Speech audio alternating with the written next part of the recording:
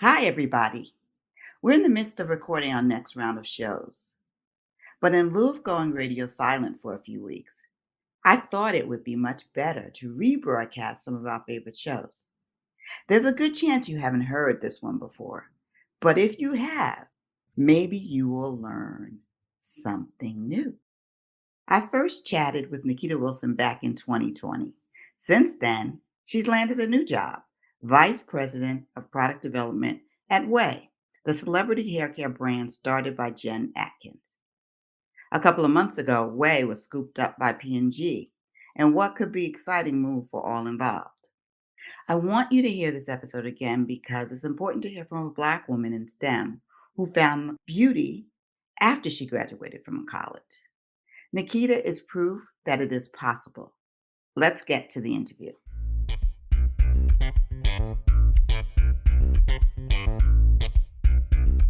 Hi, everybody. Welcome to Start Right Here. We are the podcast that puts the spotlight on the career paths of BIPOC beauty professionals, entrepreneurs, and creatives, as well as issues related to beauty and inclusion impacting us in the industry, as well as impacting consumers. I'm your host, Corinne Corbett, and I hope that conversations on this show help fuel your path to success. Today, I'm really excited to welcome NiKita Wilson, who is a cosmetic chemist who specializes in the beauty industry. And she's also an entrepreneur. So we're going to hear about her career journey and what it takes to be a cosmetic chemist. Welcome, NiKita. Yay! So glad to be here. Any chance I have to talk about the industry and being a cosmetic chemist, being a Black woman cosmetic chemist, I'm here with bells on, even early in the morning. Yeah, early in the morning. Before we start talking about your career path, let's begin with some fun questions in our For the Love of Beauty section. What was the first beauty product you ever tried? Can we go back to like when I was 5 or 6, the Bonnie Bell lip balm? Yes. What was the last product you tried for yourself as opposed to for work, since that's all you do is try products? Yeah, this is how you know you had too much stuff. A couple of years ago, I bought this mask maker. It makes cellulose masks, and you put in water and like fruit juices and things like that, and it'll make a mask for you, and you can customize it. And I bought it because I'm like, oh, I got all the goodies. So I'm not just using fruit juice, but I'm going to use all the stuff that at my disposal. And I had it for 2 years. I just used it over the weekend, and it was so much fun. It was so much fun because, like, I got to experiment. It wasn't pressure, it wasn't for work. It was just, let me take the dust off of this box and open it. And I had a couple of failures because, it was talking to me, but I wasn't listening. If you had to give up a type of product. Me personally, I can live without some of the anti-wrinkle products that I have. I don't have many wrinkles, but I use them for preventative measures, but I can do without them. I'm all about more evening out my skin tone and making sure my skin doesn't sag. Because, black don't crack, but it certainly sags. Yes. So more products for lifting and firming and less for wrinkles. What's the beauty advice you live by or leave alone? For me, the beauty advice that I live by is always wear your sunscreen. Now, do you have a sunscreen that used to be hard for Black women to find a sunscreen that was not chalky or gray? Mm-hmm. I have not found a decent all mineral sunscreen yet. I have not. So I tend to stick with ones that are more, quote unquote, as people say, chemical. I hate that term, but that's what people know. So I've actually started using Black Girl sunscreen, and I really like that from Target. So Me too. I've been using it too. I like it enough that I can use it daily and it's not going to be greasy and greasy. And I'm not wearing foundation these days. I mean, with masks and all that stuff. But there was a time that I was using a different sunscreen and it would make the foundation just slip off my skin. Yeah, and I have very oily skin. So I don't need anything that's going to add to it. as someone told me, "You have such a beautiful natural glow." I was like, "Oh, that's so sweet. This is oil, but thank you for putting it that way. I appreciate you." Yeah, so that doesn't sit on my skin and leave it too greasy and oily. Yeah, I use it as well. So shout out to Black Girl Sunscreen. Can you give us your 30-second bio? Absolutely. I am a cosmetic chemist. I am not actively at the bench on my day to day, but I do have a lab in my basement. So once a chemist, always tinkering. I am in product development primarily, where I help brands bring products to life to help them grow and stay relevant. Great. Was the beauty industry a detour or a destination for you?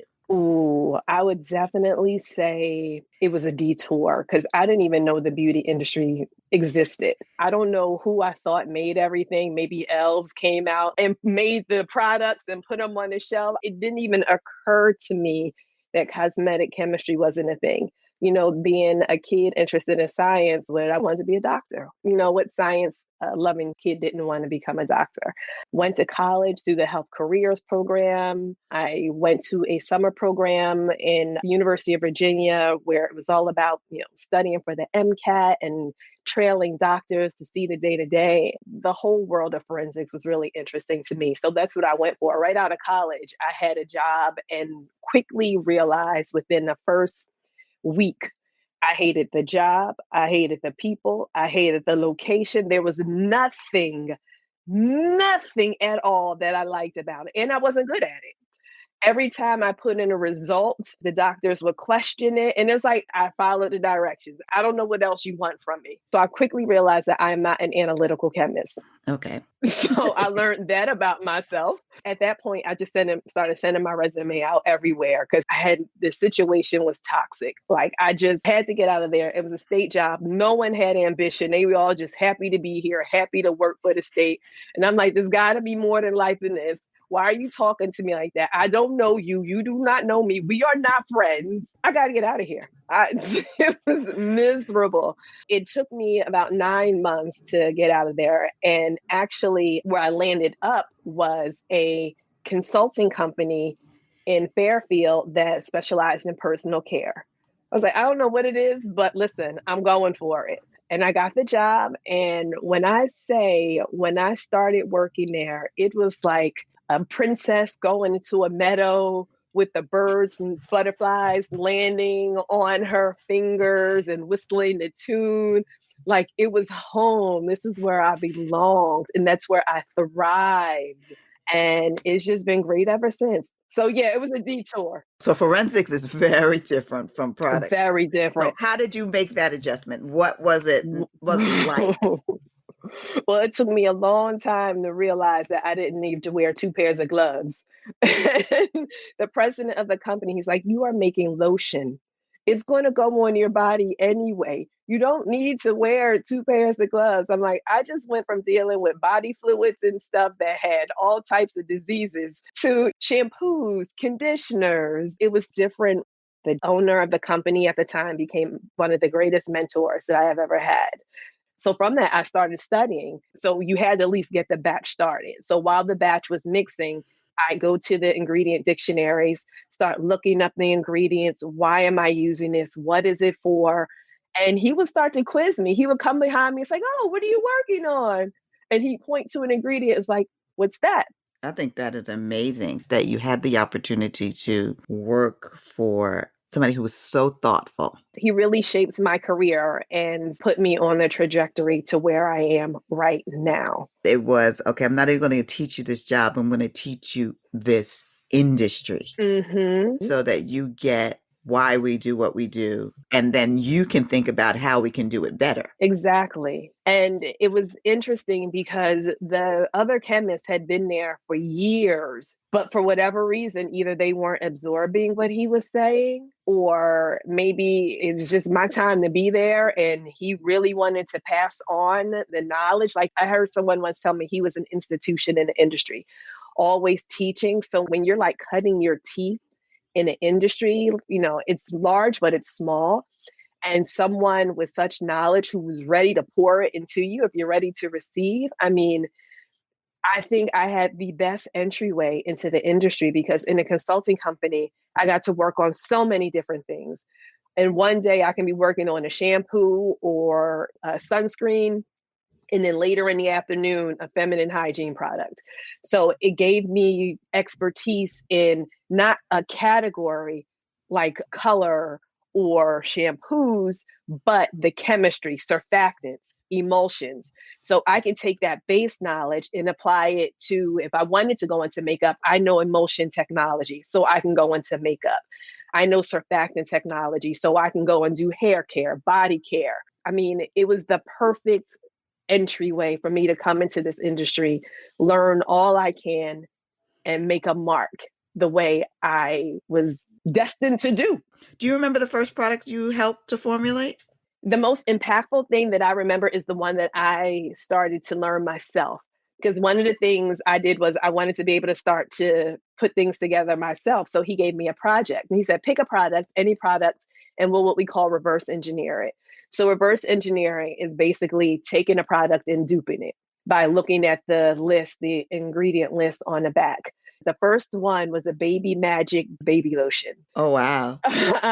So that was my first project to be able to reverse engineer and make it from scratch, and even reaching out to the fragrance suppliers to get the matching fragrance. Like, it was a project that I really embraced. Let's talk about timing. What's the life cycle? How long does it take to formulate a product? Every place that I have been, the timeline that we have given customers is 90 days. We want this formula completed in 90 days. Now, it's a lot different working in a contract manufacturing environment than in a consulting company, because in a consulting company, they're buying a chemist, basically. They're buying your services. So it really depends on their timeline. If they are really picky, those 3 months turn into 6 months. If they have no timeline and they're just picking so they want the absolute perfect product, that 3 months could easily stretch out. And that's when we're like, wait a minute. If you know what you want, 3 months should give us the amount of time to nail the benchmark or come up with it from scratch, unless it's super innovative and it's never been done before. Then that could take upwards to a year. Because it's never been done before, you have to think about why. Maybe it's because the technology to make it happen doesn't exist yet. So we have to kind of create a makeshift technology. So the more innovative and out of the box it is, the longer it'll take. But usually it should take about 3 months. Walk me through what materials come from a client to say, I want a product. Do they give you a brief? What's in the brief? Yes, so they give me a brief and I want benchmarks for everything. I don't want to leave anything up to my own interpretation. So if you say I love the viscosity or the thickness of a product, give it to me because I want to see what viscosity you're really interested in. If you say, "Oh, I love the playtime," well, give me a product of a playtime that you love. And playtime is just the amount of time it takes from the time you put the product on your skin until it absorbs. The amount of time you're rubbing it, we call that playtime. Some people like it short. Some people want it really long. Tell me what you want. And the best way is to show me an example. The more examples I have, it's like putting a puzzle together. So now I have a puzzle for how you want it to smell because you've given me a fragrance or a fragrance benchmark. I now know the color you want because you've given me a Pantone chip or you've given me the color of a product or a color of a cap. I know how you want it to apply and break on the skin. Do you want it to take a long time to break or do you want it to break as soon as it hits the skin? If you give me a benchmark for everything, then that puts the story in front of me. And then when I'm going to the bench and I'm evaluating it, I can say, okay, nope, it doesn't break right. So I'm not sending you stuff that's just way off because I'm using my own, like, I like it. You may not like what I like. And so all of that is highlighted in a brief. And sometimes a person just love one particular product and they just maybe want to change two or three things about it. So, okay, well, I just want the viscosity to be a little lower because I wanted, instead of the jar, I wanted to come out of a pump.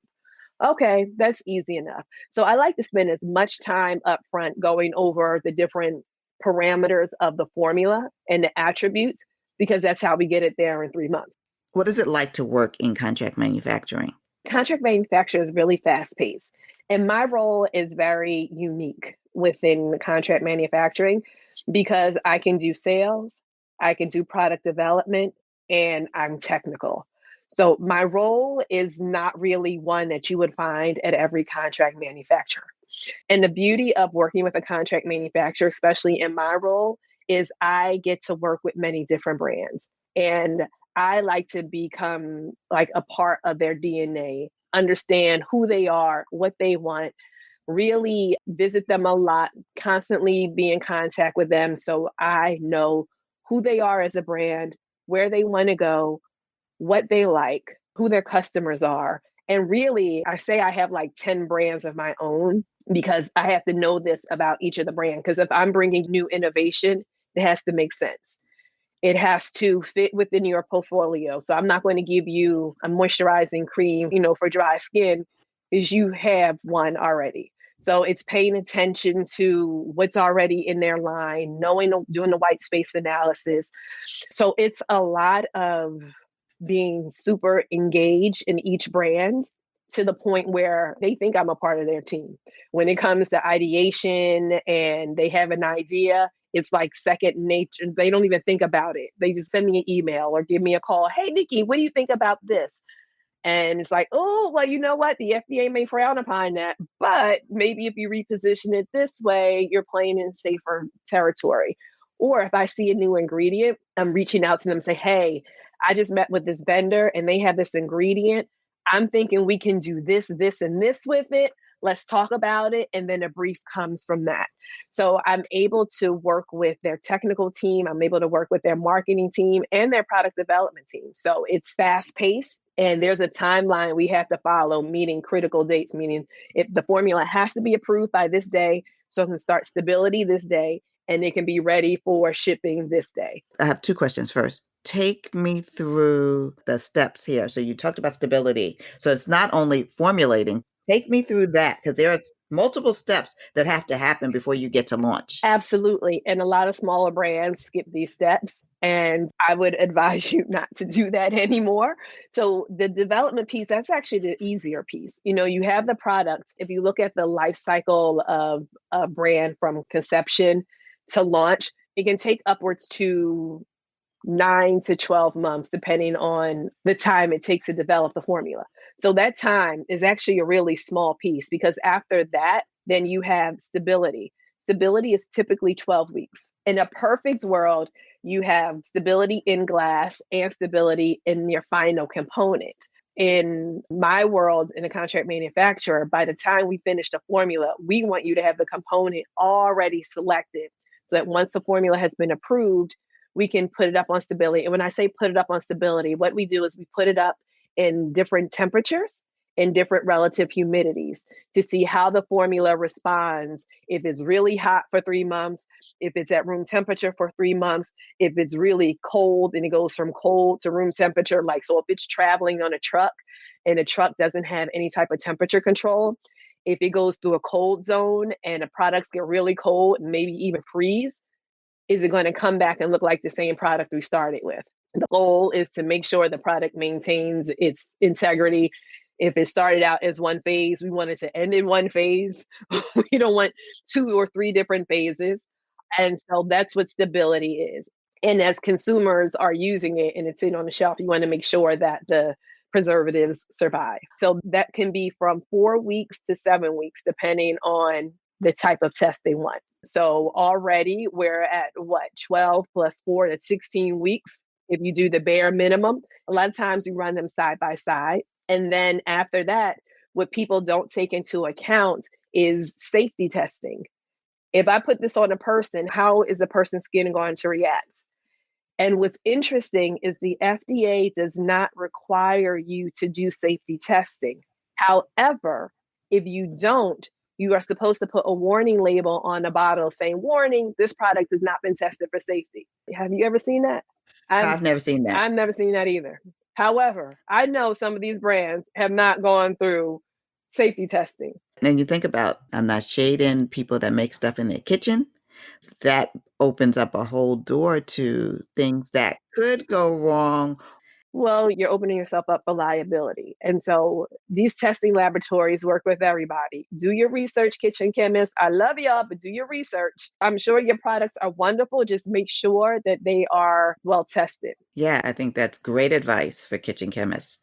But then there is something like sunscreen. When you're developing that, then there's additional hurdles that you have to clear in order to get that product to market. Yeah, because that's regulated by the FDA. So they require testing in order to prove that the active that you put in there is going to be there in 2 years. So their stability test is the same, different temperatures and different relative humidities, but it has to be in a final package and you have to have real time stability going on, meaning you can do accelerated in order to launch because they don't expect you to hold on to a product for 2 years and nothing would be out, but while you're doing your accelerated stability, you also have to have real time stability going. So then you have to check it, from 6 months to 9 months, 12 months, 18, 24, now even on the 36. And then you have to do certain validation batches. So you can't just say, oh, I want to make a sunscreen. I'm going to go to a contract manufacturer and I'm going to develop this to my specifications just the way I like it. Have some money to do that because it's expensive. Who uses a contract manufacturer? Everybody uses contract manufacturers except for those, doing the small batches.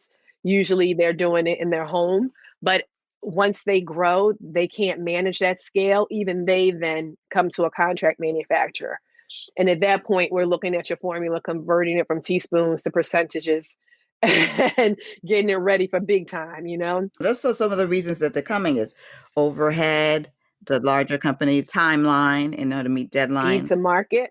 A lot of them are actually outsourcing because we have technology that their team may not be working on, and they'll get much faster to market working through us than going through their teams. Because when we do it and we manufacture it and they kind of buy it from us turnkey, then they don't have to go through all the coding and raw materials in their system, which could take 2 years. For us, they're buying the final product. And yeah, they do their due diligence. They run it through their safety teams to make sure the formulas are safe. But it cuts down a lot of internal bureaucracy and red tape that they have to go through if it was internally developed. So it definitely gives them more flexibility and the ability to compete with some of these smaller brands that are challenging them and really pushing the way they think. How do you stay abreast of new ingredients, new technology? I mean, the kind of work you're doing now, you've got to know what's happening all the time. Absolutely. I'm kind of bummed because there's a trade show that we go to in Europe every year that this year was in Barcelona that we couldn't go to because of COVID. But I have built great relationships over the years. So they come to me with new stuff before it launches, which I can then proactively pitch to my customers so they can be first to launch with this new ingredient. Definitely paying attention to what's happening in academia and in foods and bringing some of those ingredients over and just really being plugged into everything, reading medical journals and seeing what they're doing and looking for suppliers to see if there's a way that we can bring that really interesting ingredient into cosmetics. So it's really paying attention to different industries as well as really being plugged into the suppliers in our industry. It comes down to leveraging relationships. How I've gotten this far really has come down to networking, getting my name out there, and leveraging relationships. One of the things that's interesting is that a lot of media companies rely on your expertise when it comes to evaluating products. Yeah, that happened actually from, I know, I love Shonda Rhimes' books. Was it like The Year of Saying Yes or The Year of Uh-huh. Yes? That all came to be because I took one call that my business partner at the time was like, can you just take this call? And it was the ability to take a complex concept and make an analogy to something that was relatable that she could write about for her readers. And from that one call, she called me again, gave her my number to a friend. And that's really how it started. And it's so much fun because I get to get inside view of what excites a beauty editor. So even that is very beneficial when I'm crafting products because from a formula standpoint, I have to create a formula that is strong enough to pass the scrutiny of my peers, other chemists, because I can't be out there saying, oh, well, this product does A, B, and C, and chemists are looking at my ingredient list like, no, it's not. She is full of it. She just out here being a media whore, and I have been called that before. um, Get out. yeah, but that's how I design a product. I design a product to pass the scrutiny of my peers, but yet that's interesting enough to be able to capture the attention of a beauty editor. Yeah, I think that's really important because as a former beauty editor that was in the day-to-day of that, you see so much and you are skeptical. You are skeptical of a lot of spin because marketers are really good. We got to give it to the marketers. But sometimes you're sitting there going, really? Really what it does? Was that just, smoke and mirrors? There's a lot of smoke and mirrors in this industry. I mean, there's a lot of beautiful things, but there are a lot of smoke and mirrors. And, one of the attributes of a good beauty editor is learning how to have a BS meter and learning to know the difference and to question. I know roundups are popular and that's lovely, but you still have to know your stuff at the end of the day so that you can figure out what belongs in the roundup. Not that it just looks pretty. Exactly. Yeah. And I get a lot of good questions. I get a lot of questions that make me think, like, huh, okay, well, I didn't think of it that way. So let me just take a step back and take out the marketing and just come to the ingredient and the science. What does the science say? Because that marketing did a hell of a job with that story. I had me almost believing it. Yes. I was like, but wait a minute, wait a minute. These are claims that we've made before. While the ingredients are not new, the way they're speaking about it is different. So, not to discredit the ingredients or the marketing story, because it's true, but they're just applying it and kind of speaking to it differently to fit within this particular trend. There's nothing wrong with that, but it's not breakthrough. That's true. Tell me about your line because you've started creating your own stuff. So let's talk about that for a second. Yes. So NiKita Wilson Beauty Chemist was actually born before the inclusion movement. I get on my soapbox sometimes, but I feel like Black women are just not respected in the beauty industry or in society as a whole for all the richness and culture that we bring. We are constantly being dogged for it, or other cultures are taking a credit and making things popular as if they woke up and all of a sudden they had this idea, when it's things that we have been clowned for our entire lives growing up. And so I just wanted a brand that just celebrated and appreciated Black women for all that we are, all that we do, all that we contribute to society. NiKita Wilson Beauty Chemist is a brand that really makes sure we're good at the heart first. We sell products because I'm a chemist, it's easy. But at the crux of it, I just wanted to create a space and a brand, to just lift us up and encourage us without being super corny. But listen, I love us. I really do. And I want to see us win. I want to see us lift each other up and fix that crown. And like, it's all about positivity and just making sure we're straight. And they know that in all these seas of brands that we are here for you and we're unapologetic about it. Even though anybody can use our products, we're not saying you can't use it, but you're not my priority. Black women are my priority, making sure that we have the education that we need on different products and knowing your skin. And that's part of the pivot that we spoke about earlier before the tape started rolling, of how during this COVID time, we're really pivoting and getting back to the true heart of who we are. It's not about selling products, but it's about giving you the tools to make you feel your best. Like if hyperpigmentation is causing you to feel self-conscious, then here's a product to help you get out of that, because you are gorgeous. And once you know it on the inside, it's going to come out. So now we're just going to help shape that on the outside. So now that it all matches up. But I don't want to sell you a product to fix the outside if you're not feeling good about yourself. That goes against our mission. I love the idea. And yes, we have seen a lot about inclusion, and that is a great thing.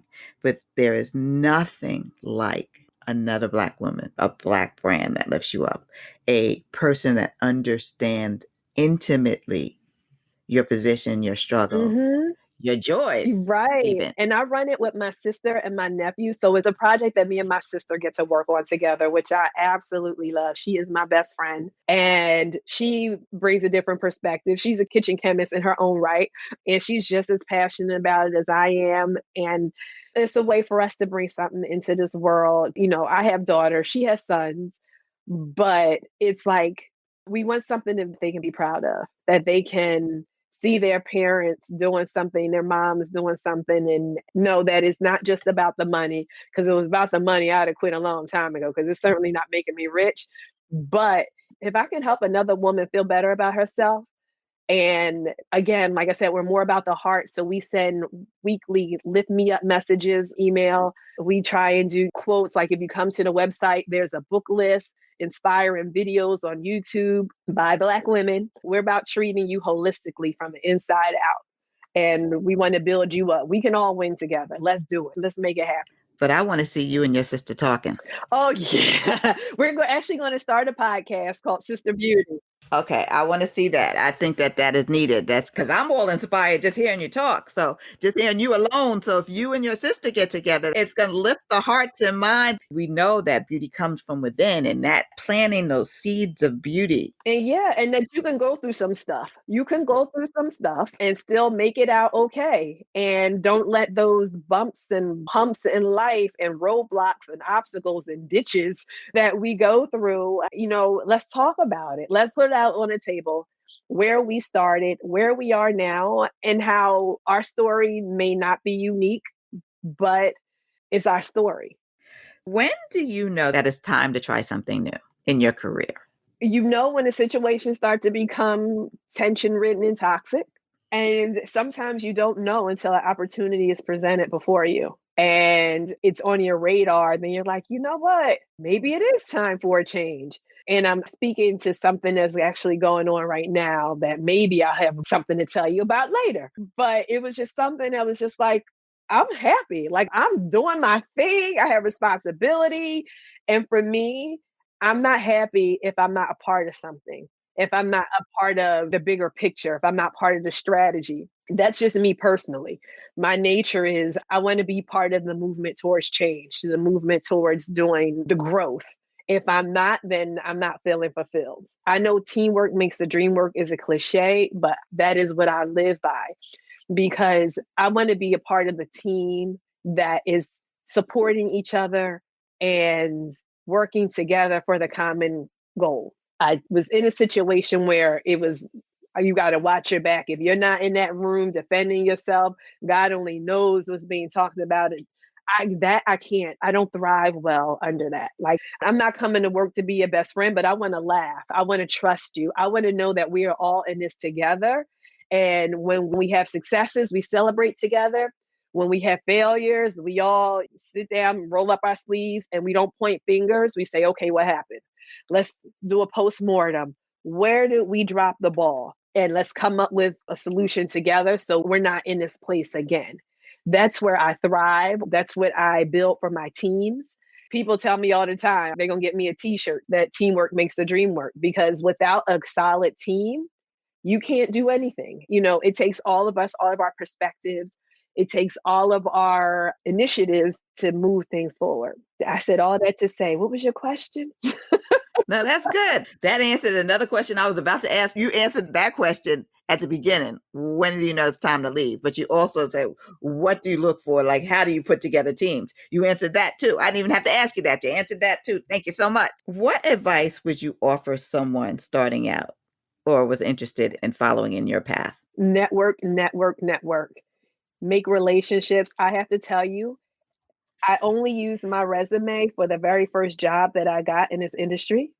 After that, I got jobs by word of mouth, where after I was already hired, they would say, oh, can you send me your resume? So network, network, network, and network for people like your peers who are coming in with you. Because as you come in together, you guys are going to go to different levels and different places. And you don't network just for need, but it just so happens that when you cultivate relationships, it's easy to go to somebody and say, hey, do you know somebody that can help me with this? But when you start networking, make sure you network to build the relationship. If you collect a business card, make sure you use it. It's all about relationships. And you're always going to need to leverage a relationship in any industry, whether you're in beauty, pharmaceuticals, medicine. It is so important that you nurture relationships and that you get out there and you make a name for yourself however you could. That's another great piece of advice that my mentor gave me. He pushed me into the forefront.